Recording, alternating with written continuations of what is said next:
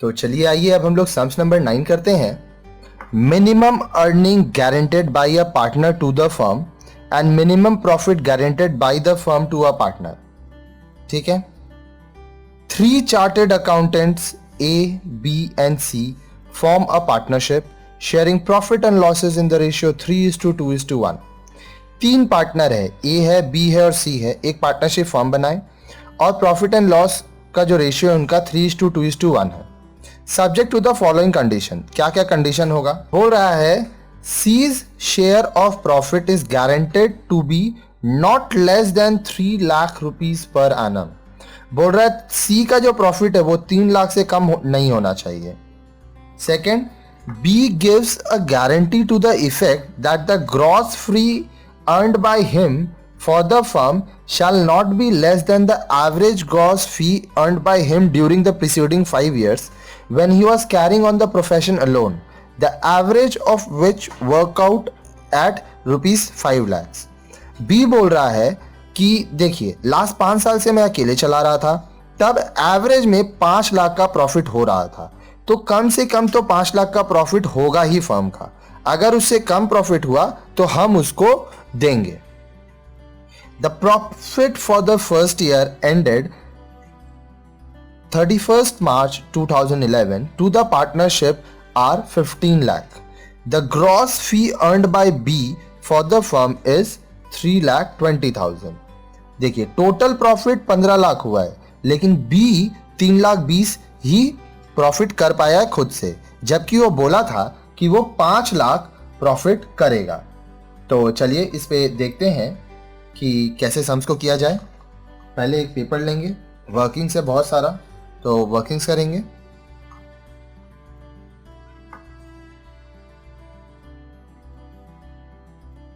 Workings, सबसे पहला profit for the first year of partnership. पहला साल का जो प्रॉफिट है वो क्या हिसाब से, देखिए 15 लाख रुपया तो आपको कंपनी प्रॉफिट बता रहा है, ठीक है। लेकिन एक और चीज इसमें ऐड होगा, जो पैसा बी बोला था भाई हम 5 लाख तो ग्रॉस फी अर्न करेंगे, लेकिन वो 3,20,000 ही अर्न किया, तो उसको 1,80,000 लाना पड़ेगा। तो यहां पे आप लिखोगे add difference between the guaranteed fee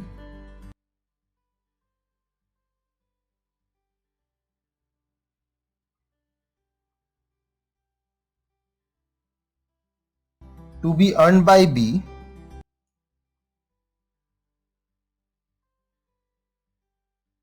B and actual fee earned। 5 lakh करना था, 3,20,000 ही किया, ठीक है। तो जो डिफरेंस है 1,80,000 ये ऐड होगा, तो जो प्रोजेक्टेड हो गया वो हो गया 16,80,000। ये आपका क्या हो गया projected profit of the firm, ठीक है। तो इसके हिसाब से एज शेयरिंग रेशियो आपको पता है 3:2:1, मतलब 3/6:2/6:1/6 ABC, ठीक है।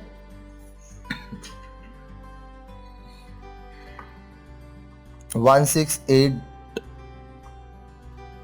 0 इंटू 3/6 काटने के बाद आपको ये मिलेगा 8,40,000, ठीक है। 20 share 16,80,000 into 2/6 which is 5,60,000। C's share 16,80,000 into 1/6 which is 2,80,000। अब देखिए यहां पे एक और गड़बड़ हो गया। सी को हम लोग क्या वादा किए थे? सी को वादा किए थे कि आपको कम से कम 3 लाख मिलेगा।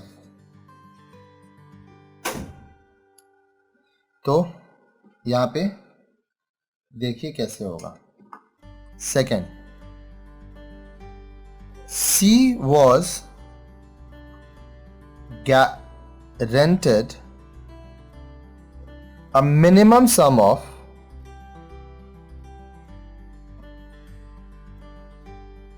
rupees 3 lakhs. Hence, the deficiency of rupees 20,000, देखिए 3 लाख में 2,80,000 गया, 20,000 बचा,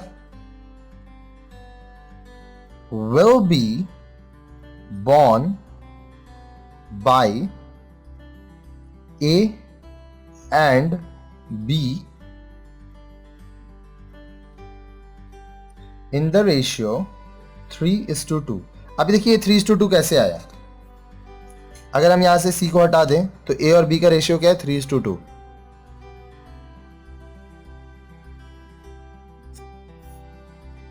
एज फॉलोज। देखिए ए दे रहा है 20,000 का 3/5 विच इज इक्वल टू ₹12,000। ठीक है। बी दे रहा है 20,000 का 2/5 विच इज 8,000। ठीक है। तो अब क्या होगा? Therefore, अब देखिए A's शेयर ऑफ प्रॉफिट, ए को कितना मिलना चाहिए था? 8,40,000। उसमें वो दे कितना दिया? 12,000। तो हो गया 8,28,000। 20 शेयर ऑफ प्रॉफिट, बी को मिलना चाहिए था 5,60,000, दे कितना दिया? 8,000। ये हो गया 5,52,000। C's share of profit, C के पास 2,80,000 plus ₹12,000 from A plus ₹8,000 from B which is equal to ₹3 lakhs। ठीक है। ये तो हो गया आपका वर्किंग्स अगर आप क्लियरली करते हो तो आपका सम्स कभी भी गलत नहीं होगा। तो चलिए पेपर लीजिए, profit and loss appropriation account का फॉर्मेट बनाइए।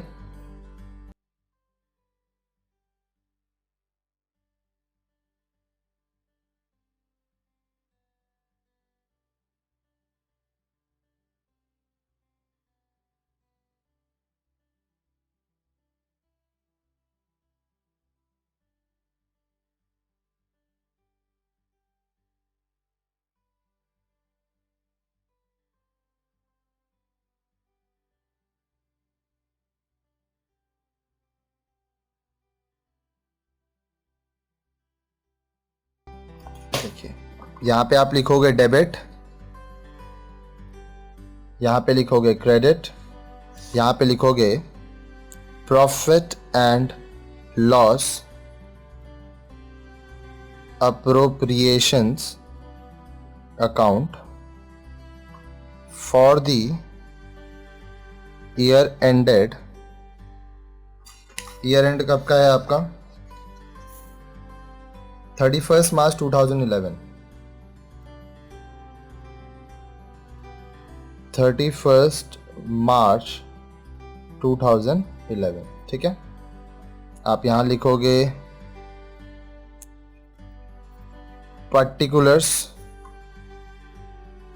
particulars amount in rupees, amount in rupees. ठीक है, अब देखिए सबसे पहले क्या होता है, by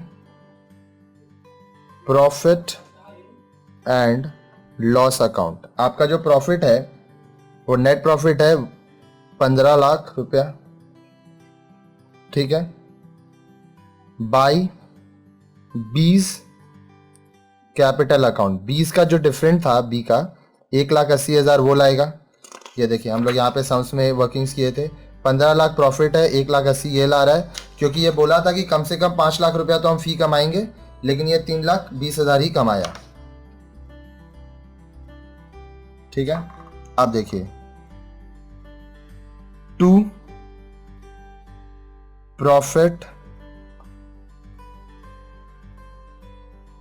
transferred to partners capital account. ठीक है, अब देखिए सबसे पहला ए का जो निकला था वो निकला था 8,40,000, इसमें लेस होगा 12,000। कैसे, मैं आपको दिखा रहा हूं वर्किंग्स में। देखिए ये 12,000 जो इसको देना था, बी देगा 8,000, सी को 12,000 प्लस 8,000 मिलेगा।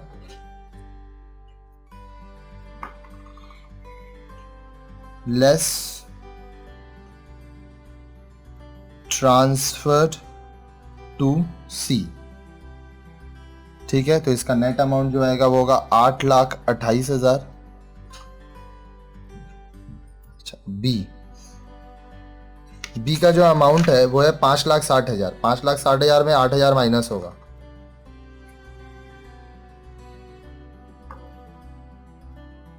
$5,60,000 लेस 8,000, जो अमाउंट होगा वो होगा 5,52,000 लेस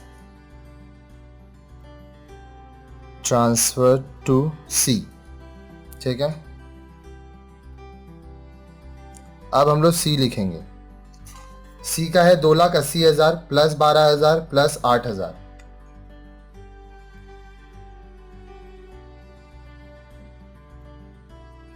तो आप लिखें यहाँ 2,80,000 प्लस 12,000 प्लस 8,000, टोटल 3 लाख।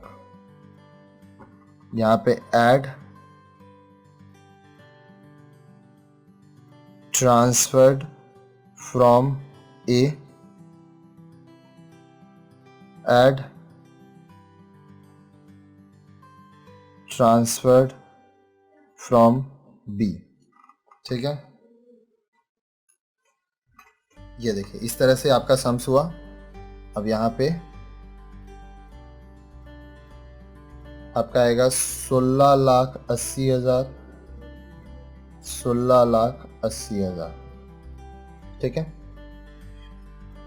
तो इस सम्स में आप क्या देखें, मैं फिर से एक बार रिकैप कर दे रहा हूं। आपका प्रॉफिट हुआ था 15 लाख। बी बोला था कि मैं 5 लाख रुपया लाऊंगा, लेकिन वो 3,20,000 ही ला पाया, कमा पाया, तो 1,80,000 वो और लाया। टोटल प्रॉफिट हो गया 16,80,000। 16,80,000 को आप बांट दिए 3:2:1 के रेशियो में। ए का शेयर आया 8,40,000, बी का शेयर आया 5,60,000, सी का शेयर आया 2,80,000। यहां तक तो ठीक है, लेकिन एक चीज क्या हुआ, सी को फर्म गारंटी दिया था कि आपको कम से कम 3 लाख तो मिलेगा ही मिलेगा। इस केस में जो डिफरेंस अमाउंट था 3 लाख माइनस 2,80,000, 20,000, वो ए और बी 3:2 के रेशियो में दिया। ए दिया 12,000, बी दिया 8,000। तो ए का जो टोटल प्रॉफिट था 8,40,000, उसमें 12,000 माइनस होके 8,28,000 हो गया। बी का जो प्रॉफिट था 5,60,000, उसमें 8,000 माइनस होके 5,52,000 हो गया। सी का जो प्रॉफिट था 2,80,000, उसमें 12,000 यहाँ ए से ऐड हुआ और 80,000 बी से ऐड हुआ, टोटल 3 लाख हो गया। ये पुट अप करने के समय प्रॉफिट आप दिखाए 15 लाख, बी का कैपिटल से 1,80,000 आया, यहाँ पे 8,40,000 में 12 माइनस हुआ, 5,60,000 में 8 माइनस हुआ, 2,80,000 में 12 प्लस हुआ और 8 प्लस हुआ, टोटल 3 लाख हो गया। ये टोटल करोगे 16,80,000 आएगा, ये टोटल करोगे 16,80,000 आएगा, और इस तरह से ये सम्स हमारा यहाँ पे कंप्लीट हो गया।